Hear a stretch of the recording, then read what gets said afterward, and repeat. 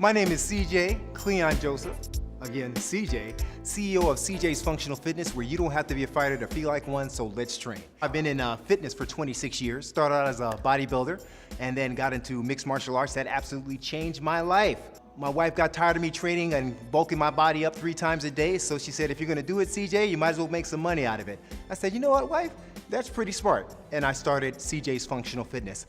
Been in business since 2003 officially. Started out in humble beginnings. I started out training a couple of ladies at 3:30 in the morning, sneaking into 24-hour fitness. My fitness journey has been an absolute blessing. I've been blessed to know gurus and mentors, people that have just laid down their lives in essence to provide mentorship to me, and I took their advice and ran with it. Working out with those two females in the middle of the night led to training other clients. I had another guru named Apollo Martin approach me years ago before I wanted to be a trainer, and that's back when I was 230 pounds and just full of pure muscle. He would always ask me, hey CJ, I want you to be a trainer at 24 Hour Fitness. I need you to read this book, get this certification, and I want you to become a trainer. And my answer to that was, why do I gotta read a book to be a trainer? You know, and I just laughed it off. Well, as fate would have it, he turned around and walked away. 5 years later, believe it or not, my 230-pound butt was eating at a hometown buffet. And he was there too. So we're sitting there, we're eating, and he sees me. And he says, man, you lost a lot of weight. What you been doing? Well, I discovered mixed martial arts, MMA. In order to fight and last a long time, I had to lose all of this weight. He says, I asked you a question 5 years ago. Now, are you ready to quit playing and become a trainer? I looked at him, I paused, and each time my wife is always there for those moments. I held her hand real tight and I said, oh my God, you know, it's almost like God was talking to me. And I couldn't say anything else but yes. So he invited me to his house. I'm asking him how much all this is gonna charge me, and he doesn't work at 24 Hour Fitness, he doesn't have a gym. Why are you teaching him all this? The reason why he said he was teaching me all this, he felt I was ready to impart some wisdom to the world that he couldn't reach. It blew me away. So I went and he taught me how to do an assessment. He took off his shirt, I pinched his chest, I pinched his belly, and then he pulled his shorts down, and I said, oh, what kind of show is this? I'm like, hey, I'm not about that, you know. He kind of looked at me and says, you fool, I got my drawers on, just test my leg. I ain't trying to, you know, get freaky on you, I just want you to learn. So I pinched his leg, and from then on, he taught me how to use motivational cues to get clients motivated to train, and we did this for about a month. And then he said, go forth and prosper. I was at a standstill for a minute. I didn't know what to do.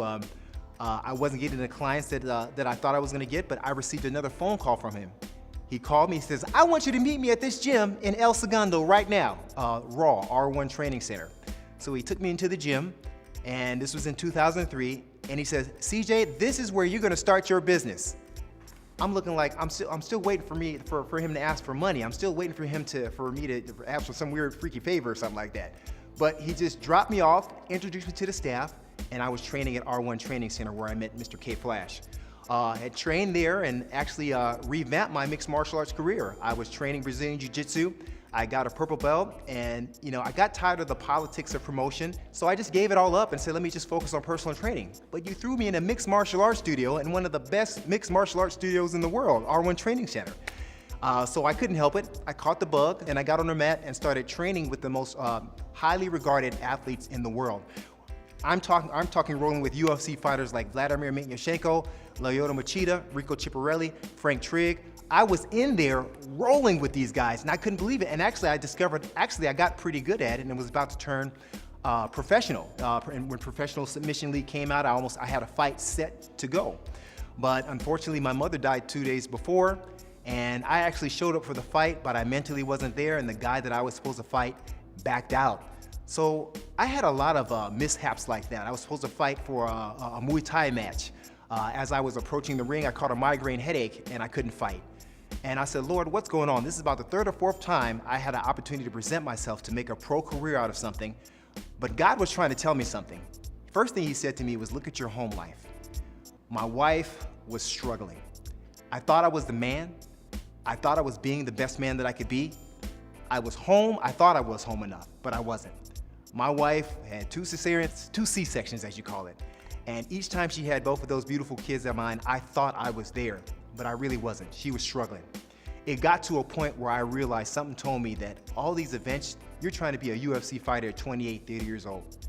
What are you doing with yourself? Your wife is hurting. It was time to man up. Something had to give. Do I want to be a family man or do I want to be the ultimate fighter? And at 28 years old, which is kind of old to be trying to train, and a wife that was sick, that was ill, taking care of my kids, I had to give something up. I had to be a better man. And I chose the family. I realized I had my dad's entrepreneurial spirit, which I ran from when I was young. You know, when I was satisfied working, I'm not ashamed to say it, I'm in law enforcement, been working at it for 19 years. There was a sense of pride and honor that I had with that, but at the same time, there was a sickness inside of me that something was missing. There are two types of people that are meant to work for somebody and take orders, and there are people like the entrepreneur that's meant to be free and to create. So there was a battle between both. Well, I still do law enforcement, but I found a freedom in entrepreneurship in CJ's Functional Fitness.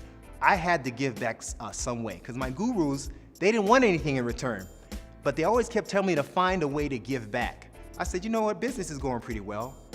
Can we do a community project where I can bring together 12 or 14 at the time when I first thought about it, of the best trainers in Los Angeles, bring them together and train the community for absolutely free. I went all over the town and I went in-house first, you know, to my guys, John Crosby, Kelvin Gamble, K Flash, Henry Chuck Brewer. Those were the easy yeses.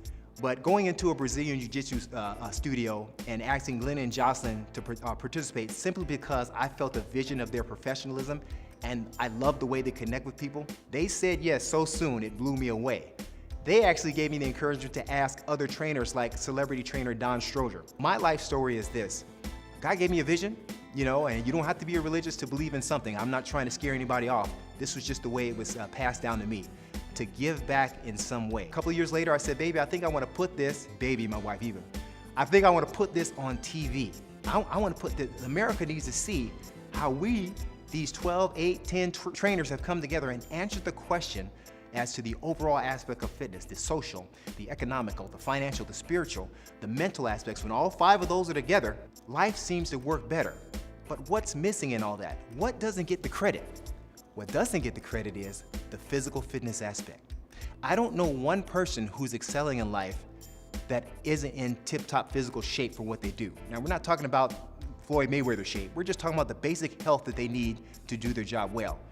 Hey, you might be $1 million CEO, but you're missing on $2 million more because you're not healthy in the head. And what I'm trying to do is bring viability to trainers.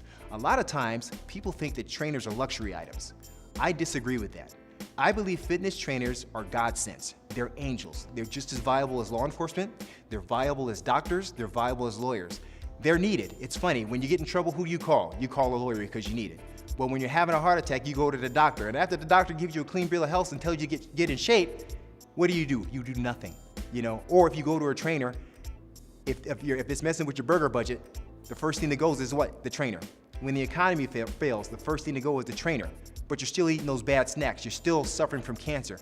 There are ways that you can fit a trainer into your life to change your life. Personal trainers are angels. They attach to your life. They become, you may have a psychiatrist, but sometimes we're your psychiatrist. You may need a lawyer, but sometimes in a weird kind of sense, the more you talk to us, we become like a lawyer because we can't tell your business. We become your friend.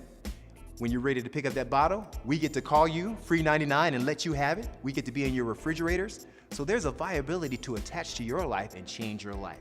So I grabbed a group of the best to make that happen in a broader scale. Now, those trainers that I picked, are they enough? Absolutely not. So we added a twist. Let's get some community members from all walks of life from the LA County, the postal worker, the baby mama, the lady with the 6 kids, the attorney, the president of CEO of Verizon. Let's get them all together from all walks of life, from different stories, different backgrounds. They had to be that way to come together for a common goal. We teach, they get taught, and they disciple.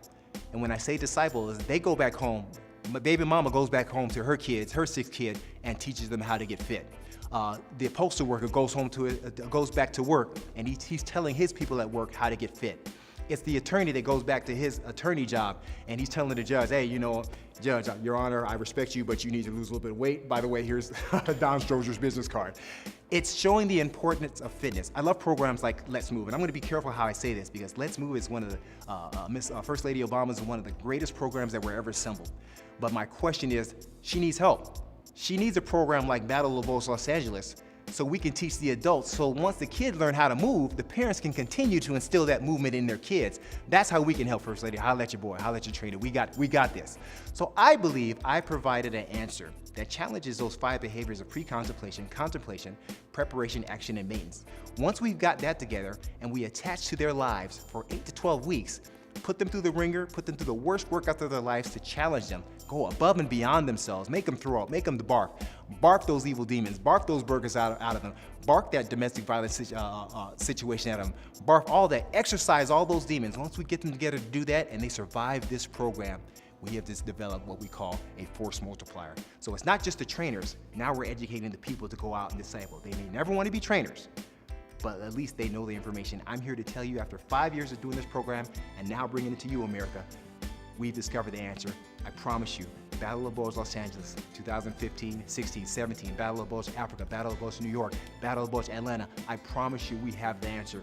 All I'm asking you to do is watch us and trust us.